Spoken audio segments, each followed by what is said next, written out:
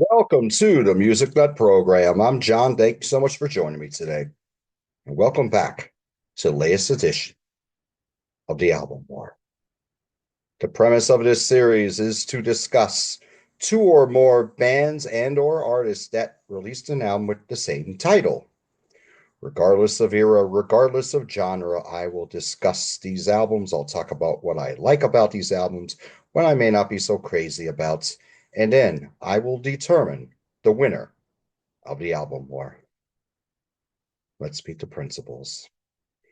His first band is one of my favorite hard rock bands of my lifetime. They came out of San Francisco, California in 1974, and they released some of the greatest hard rock music from the 1980s, but continued to make strong music into the 1990s, and they're still touring today. I am talking about none other than Y&T with their 10th album from June 1990 on Geffen Records, called 10. The other band I will discuss today came out with their debut as an album called 10. They came out of Seattle, Washington, and through a slow burn, they eventually became one of the biggest rock bands in the world, and are still recording and touring today. This album that I'm about to discuss is one of the biggest albums of the 1990s. This was released on August 27, 1991 on Epic Records. I'm talking about Pearl Jam with their album called 10. So, in the tradition of the show, I've talked about the album that was released first, and that was Y&T's album 10. As I mentioned, I am a big fan. Here is this cassette that I bought in 1990. At this time, Y&T were Dave Meniketti on lead vocals and lead guitar, Phil Kennemore on bass and backing vocals, rest in peace, Phil, Jimmy DeGrasso on drums, and Steph Burns on lead guitar and backing vocals. The band is still active today as a touring unit. They are a fantastic live band to this day. Dave Meniketti is the sole living original member of the band. This album came out in 1990. They went almost 3 years between albums when they put this out. The last album was Contagious. I believe that came out in July of 1987. And Steph Burns had joined the band he had replaced longtime guitarist Joey Alves. This album didn't get the push, and they had a lot of albums that they were very strong, but they didn't quite break open. They didn't quite get into the mainstream. The closest they get would be Summertime Girls, which would be a number 55 single in the United States. This version of 10 by Y&T hit number 110 on the Billboard Top 200.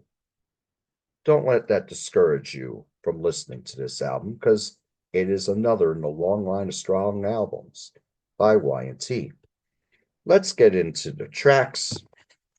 The opening track is I'm sorry, Hard Times. I was about to say the last track. Hard Times is a very strong opener. This was produced by Mike Stone, and I will tell you, the production on here may be the finest of their career. I love the way this album is recorded, particularly the way the drums are recorded. I'll go further into that as we go on. Hard Times is this mid-tempo burner, a song of perseverance, and Y&T went through more hard times than most hard rock bands, particularly if you consider they have now been an active band for most of the last 51 years. Very well sung by Dave. We got a great pre-chorus here. Dreams won't last forever, just like a wind of change, which is a callback to the song Winds of Change. This is an excellent opener. We got great sense of space on here. Excellent guitar solo from Dave. Great way to start the album. Then we go into Lucy, which has some great call and response during the choruses and the verses, the second verse. This is really, really cool. Phil wrote this song. It's got a nice, memorable chorus on it. Has a great groove and a great swing to it. Very cool. Don't Be Afraid of the Dark would be the only single and video release from this album. It hit number 31 on the album-oriented rock charts. I think this song deserved a much better fate than it did. It just didn't get the push. I think I saw the video twice in my life. And I watched a lot of MTV even back in 1990. This is just a very well written song, and this was written by Taylor Rhodes. Very well performed. We got a nice bridge on here, a very memorable chorus, good hooks on this song. A lot of drama. The guitar solo during the fade out from Dave is excellent. This song deserved a better fate. It should have been at least a big AOR hit, in my opinion. Girl Crazies. Girl Crazy sounds like Sammy Hagar era Van Halen. It's decent. It's never been one of my favorites. City starts out with this country blues feel, ironic, going into a song called City, like War, City, Country City. They were from San Francisco too. And this has a really cool intro before it really gets into that killer riff. And then it goes into the main theme of the song, which Dave has a commanding vocal on here. And then that chorus is very, very strong. Very, very cool track. Come In From the Rain, a power ballad. No hard rock bandit, a power ballad quite like Y&T. I will say that to my dying day. A lot of it has to do with Dave's passionate vocals, but it also has to do with the arrangements in these power ballads that they write. And Come In From the Rain is no exception. I wouldn't say this is I Believe in You or a song like This Time or something like that, but it's very, very good. It's a great way to end side one of the cassette and the vinyl. Red Hot and Ready is a pretty cool song that opened side two. Very standard hard rock song, decent bridge in it. It's really cool. She's Gone. It's got a lot of drama in here with the guitar lines and the rhythms in there.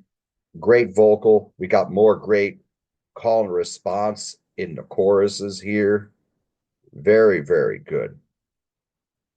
Let It Out has a really different opening that I think works very well. Got a nice stop-start rhythm on this during the verses. The chorus is not the great shakes, but it's a decent track. Now, 10 Lovers is a killer.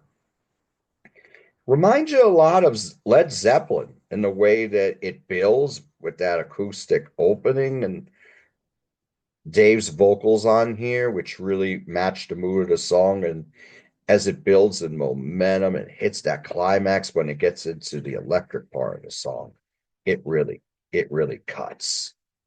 Excellent chorus on here. Very, very strong. Wonderful guitar solos on here as well. Going off the deep end, this is probably the fastest song that Y&T would record. Maybe closest they probably get to I wouldn't even say it's like a thrash song. It's just a fast, good time rock song. This is pretty decent. Not one of my favorites, but it's cool. Surrender ends the album. Very, very strong. Excellent track on here. We got great guitar solos here from Dave in the proper solo part of the song, especially during the ride out, which is really, really cool. Excellent track. Nice build during the pre-chorus before we go into the chorus as well. Very strong way to end an album by a great hard rock band that was overlooked. This is Y&T's 10 from 1990. Now let's get into Pearl Jam's debut album called 10 from 1991. The band at this time were Eddie Vedder on vocals, Jeff Ament on bass, Stone Gossard on rhythm guitar, Mike McCready on lead guitar, Dave Cruson on drums, and Tiffany. All of the members but Dave are still in the band to this day, recording and touring. This was produced by Rick Parashar and Pearl Jam. This album had a slow burn, and after 9 months or a year, it was all over the radio and all over MTV. I bought this album when Alive was the single, and they were playing it on 120 minutes on Sunday nights on MTV. I first heard this song and it blew me away. I picked it up at that point. I think it was number 44 on Billboard's Top 200 charts. I introduced the band and the CD to my friends, and they all just climbed aboard. They all became really big Pearl Jam fans. But this album had legs. A lot of these songs you still hear to this day. You hear them on classic rock radio. If you're going on Sirius XM, you hear these songs on the 90s on 9. You hear them on Lithium, Channel 34, which plays a lot of alternative and grunge. You hear this on Channel 41, which is Turbo, which plays a lot of 90s and 2000s hard rock.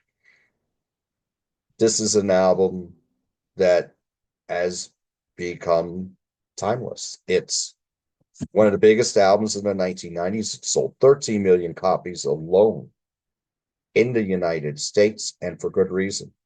It is a classic album. You don't find this used very often. I mean, people kept their copies of this. So the album starts out with the song Once. Now, this has a really nice atmospheric opening with the slight percussion and that fretless bass before it goes into that opening riff, because it's quite raging. And they're riding this riff where Eddie comes in with his commanding vocals, and it just takes you right in. You're on board. And it goes into that great pre-chorus where Eddie's really doubling up on the speed on those lyrics. And then it goes in that chorus, once upon a time, I could control myself. That spoke to a lot of people in 1991, especially people like me who are 20 years old, people that were younger. This is a scorching opener. The musical bridge with those killer riffs, excellent. Heavy song, both lyrically and musically. Brings this album off with a bang. Even Flow would be the song that would really hit big on radio for Pearl Jam. This would hit number 3 on the album-oriented rock charts, and it would hit number 21 on the alternative charts. This song you hear to this day, regardless. I mean, you can hear them on all those formats that I just talked about. You still hear them. Even Flow is one of the more timeless songs by Pearl Jam. It's got a fantastic, memorable chorus, great rhythms in the verses. Again, we have a great musical bridge, that killer riff in there. We got a cool solo here from Mike. Very, very strong track. The next track is Alive, the first single and video, which is where I discovered them. Number 16 on album-oriented rock, number 18 on the alternative charts. This has a great bridge on here, even more impressive than the chorus. The chorus is kind of simple. It's just, I'm still alive, but he stretches out the lyric on that, does Eddie. This is more mid-tempo, but it's a very cool song. It's, again, the bridge is nice. The musical bridge before the vocal bridge kicks in is very, very cool too. Awesome track. Then we go into Why Go. Now, Why Go is fast and furious. It's like 3 minutes and 20 seconds. And it's got a the chorus is just why go home, but the way they sing it with a lot of passion and vigor. Great riffs on this track, very heavy, keeps up the strong momentum of this album. Black is another timeless song from this album, which you hear to this day, was not released as a single. It hit number 3 on album oriented rock. So this is the ballad of the album. Well, the bigger ballad of the album, I should say. The fretless bass on here from Jeff sounds wonderful. Eddie's vocal on here is very, very passionate. The harmonies on here at the end are really, really cool. The lyrical guitar solo at the end from Mike is very, very strong. It got a great message, wonderful lyric on this as well from Eddie. Excellent track, timeless, as is Jeremy. Jeremy is a very deep song lyrically and musically. The lyrics on here just cut right through you, and Eddie sings them so well. A lot of piss and vinegar in his delivery on here, but a lot of passion as well. It's again a very deep song, and it's a very memorable track. The guitar lines on here, the execution, very well done, very memorable track. Then we go into Oceans. This was the last single off the album. This is more, it's very Zeppelin-esque in the more adventurous songs that Zeppelin would do. It's got that kind of feel. It's different. It's very cool. It's a short track. And it didn't hit on radio. I don't know if this was the right song for radio, but it is another killer track on this album that works very, very well. Then we go into Porch. Porch is the song it's pretty close to punk in its execution. It's played with a lot of passion. Very, very cool track. We go into Garden. Garden is very slow and ethereal, very dramatic when it builds into that chorus. And then you got those memorable guitar lines after Eddie sings the chorus, which are very, very strong. Deep starts out really slow and quiet, and then it gets really loud when those guitars really kick in during the chorus. This song kicks ass. Very heavy, and it's very driving and riveting, and again, brings you in just like the classic singles and Black does from this album. Release is the ballad that closes the album. This is a very slow burn, and Eddie really shines on his vocal on here.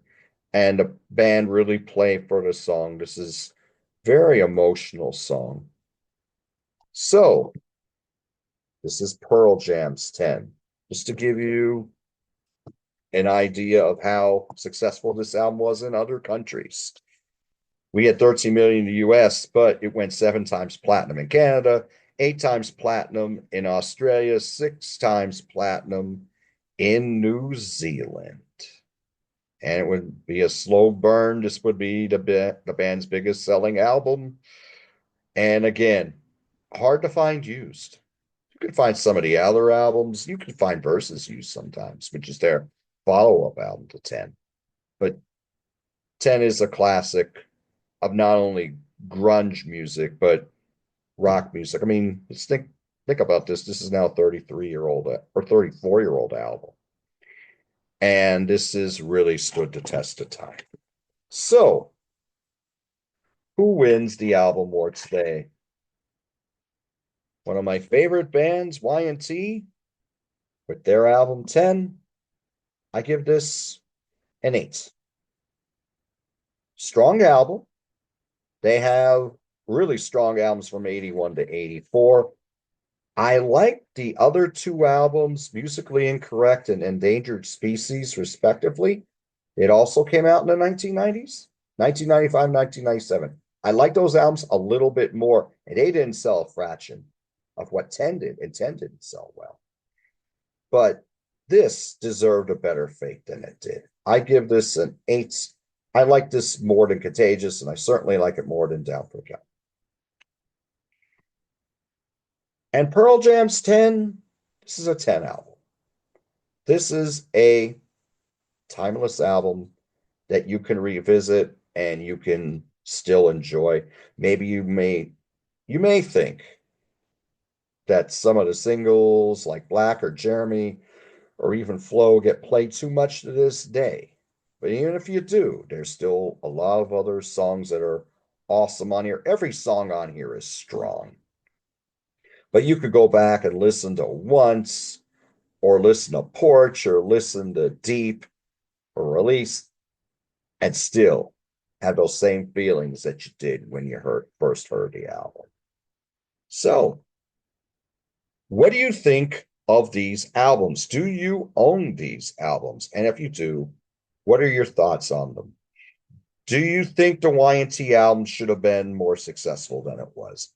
Do you think Pearl Jam's album deserves the status that it has? Do you think they shouldn't have been as big as they were? What do you think of the singles from both of these albums? I know that Y&T only had one, but it certainly deserved a better fate than it did. And what do you think of these bands' catalogs as well?